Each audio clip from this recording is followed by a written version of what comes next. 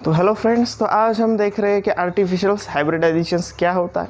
हमने last lecture में देखा था कि पोलन पिस्टल इंटरेक्शंस के बाद ही हम पढ़ रहे हैं कि आर्टिफिशियल हाइब्रिडाइजेशंस और आर्टिफिशियल हाइब्रिडाइजेशंस क्या होता है। हाइब्रिड जहाँ जहाँ पे वर्ड आता है तो हाइब्रिड यानी क्या है कि क्रॉस पॉलिनेशंस का जो भी रिजल्ट्स होता है उसे कहलाते हैं हम हाइब्रिड्स। ओके, उसे क्या कहते हैं हम हाइब्रिड। और हाइब्रिड नेचुरली नहीं होता, नेचुरली हाइब्रिडाइजेशंस नहीं होता, उसी लिए आर्टिफिशियल्स करना पड़ता है। उसी के लिए अगर वो आर्टिफिशियल हाइब्रिडाइजेशंस कर लेते हैं हम, तो वहाँ पे फॉर्मेशंस और जो भी हमें उसका रिजल्ट्स मिलता है, it's a crop improvements program. मतलब अगर कोई भी क्रॉप अगर हमें इम्प्रूवमेंट्स करना है, उसमें अगर डिज़ायर कैरेक्टरिस्टिक्स अगर हमें लाने हैं, तो उसी ही के लिए हम करते हैं हाइब्रिडाइजेशंस। उसके लिए क्या करते हैं हाइब्रिडाइजेशंस। कुछ नई नई वेराइटीज़ अगर हमें लानी है तो हाइब्रिडाइजेशंस करना ही पड़ेगा, उससे रिजल्ट्स आते हैं। वो हमें अगर यील्ड देने में अगर कामयाब होते हैं तो उसके लिए हम क्या करते हैं आर्टिफिशियल्स हाइब्रिडाइजेशंस। क्या कहते हैं उसे आर्टिफिशियल्स हाइब्रिडाइजेशंस। और ये मेजर अप्रोचेस है कि जो क्रॉप इम्प्रूवमेंट्स के लिए मदद करता है। In such crossings experiments use only the desire pollen grain. और ये कौन सी पोलन ग्रेन यूज करते हैं? One and only desire pollen grain करते हैं पॉलिनेशंस के लिए। ओके, तो पॉलिनेशंस क्या है? फिर पॉलिनेशंस हम पहले से पढ़ रहे हैं कि पॉलिनेशंस क्या होता है कि पोलन ट्रांसफर होना स्टिग्मा पे, मतलब एंथर टू स्टिग्मा पे जो भी पोलन ग्रेन ट्रांसफर होता है stigma to anther to stigma अगर ट्रांसफर होता है तो उसे क्या कहेंगे हम पॉलिनेशंस। और इस पॉलिनेशंस होते समय या उस अगर स्पेसिफिक अगर डिजायर पोलन ग्रेन हमें लाने, अगर स्पेसिफिक पोलन ग्रेन अगर हमें उसके ऊपर अगर लैंड कराने, ट्रांसफ़र कराने, तो stigma protected from the contamination. मतलब अगर सेम प्लांट है, सेम फ्लावर है और इसी सेम फ्लावर में मेल और फीमेल दोनों भी प्रेजेंट्स है। फॉर एग्जाम्पल यहाँ पे एक स्टिग्मा प्रेजेंट्स है, ओके, और इसके साइड भी प्रेजेंट्स क्या है मेल गैमेट्स प्रेजेंट मेल, और यहाँ पे स्टिग्मा प्रेजेंट्स है। तो इस स्टिग्मा के ऊपर इसी मेल के पोलन ग्रेन आने चाहिए। दूसरे के अगर पोलन ग्रेन आए तो वो कंटामिनेशन हो सकते हैं। ओके, तो ये तो एक सिंपल कंडीशंस है कि ये फ्लावर के बारे में हमने अभी एक इंट्रोड्यूस कर लिया कि जैसे कि ये होता है। लेकिन इसके लिए दो टेक्निक्स है, एक बैगिंग टेक्निक्स आती है और एक इमेस्कुलेशंस टेक्निक्स आती है। तो इसके बारे में थोड़ा सा हम देख लेते हैं पहले।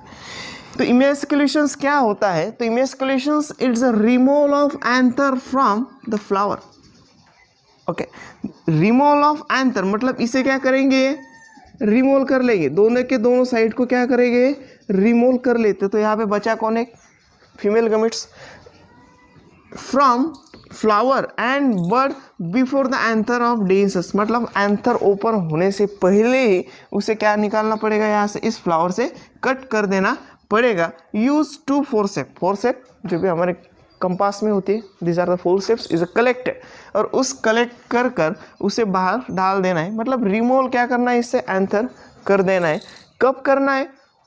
जब एंथर बर्ड कंडीशंस में हो, जब एंथर बर्ड कंडीशंस में हो, फुल्ली मैच्योर ना हो, तभी उसे क्या करना है, वह यहाँ से रिमूव कर देना है। अगर एक बार ये रिमूव हो जाए तो उसे कहते हैं हम इमेस्कुलेशंस techniques.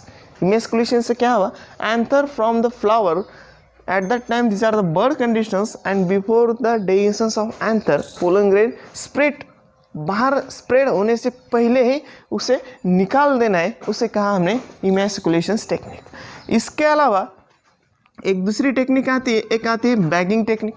Okay, after emasculations flower, मतलब एक बार अगर इमेस्कुलेशंस हो जाए तो उसके बाद में जो भी इमेस्कुलेटेड फ्लावर है, मतलब इसके ऊपर से क्या निकला है एंथर निकाल दिया है, तो emasculated flowers cover with the bag.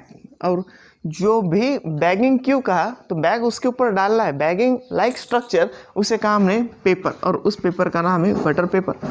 जो भी इमेस्कुलेटेड फ्लावर्स है उस इमेस्कुलेटेड फ्लावर के ऊपर बटर पेपर डाल दिया, उसे कवर कर लिया, उसे बैग से कवर कर दिया, इसीलिए उसे बैगिंग टेक्निक का।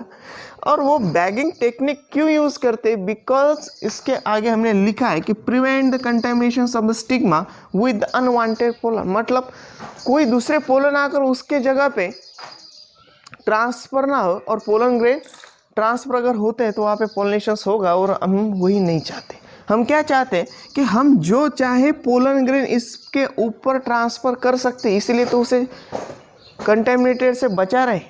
ओके, अगर ऐसा होता तो कोई भी पोलन ग्रेन उसके ऊपर आकर लैंड करके पोलिनेशंस कर लेता, लेकिन हम वो नहीं चाहते।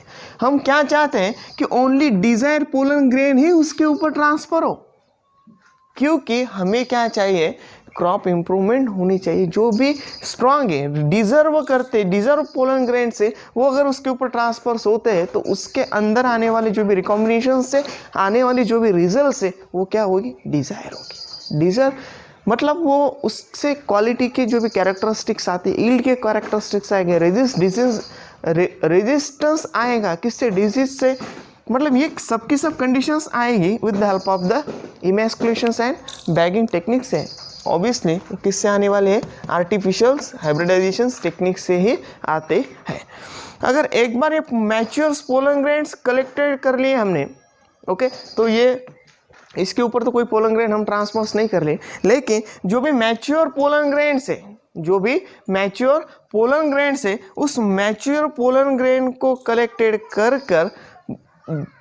कर लिए। पहले याद रखना है हमें, तो मैच्योर पोलन ग्रेन है वो कलेक्ट कर लिए एक जगह पे, और दूसरी जगह पर जो भी ये स्टिग्मा है ये कवर करके रखिए। अब जो पोलन ग्रेन हमें ट्रांसफ़र करनी है वो पोलन ग्रेन हमने कलेक्ट कर ले और इसके ऊपर डस्ट ऑन कर दी, स्टिग्मा के ऊपर जो भी इस बैग से ढकी थी, इसके ऊपर जो पोलन ग्रेन थे वो हमने उसके ऊपर डस्टेड कर दे। और डस्टेड करने के बाद में हमें जो रिजल्ट चाहिए, फर्टिलाइजेशन होगा, जाइगोट फॉर्मेशन होगा, एंडोस्पर्म फॉर्मेशन होगा, फ्रूट फॉर्मेशन होगा, और ईल्ड हमारे हाथ में आ जाएगा। लेकिन ये हमने किस तरह से किया कि जो हमें पोलन ग्रेन चाहिए वही पोलन ग्रेन हमने उसके ऊपर क्या किया, ट्रांसफ़र कर दिया। तो इसी टेक्निक को क्या कहा हमने, these are the bagging as well as emasculation techniques, और एक रीबैगिंग भी होती है कि फिर से वो रीबैग कर देना। तो इस तरह से ये आर्टिफिशियल हाइब्रिडाइजेशन से, तो इसके अंदर जो भी मेल और फीमेल प्लांट्स है अगर वो सेपरेट होते हैं तो उसके अंदर पॉलिनेशंस होने के चांसेस बहुत कम होते हैं।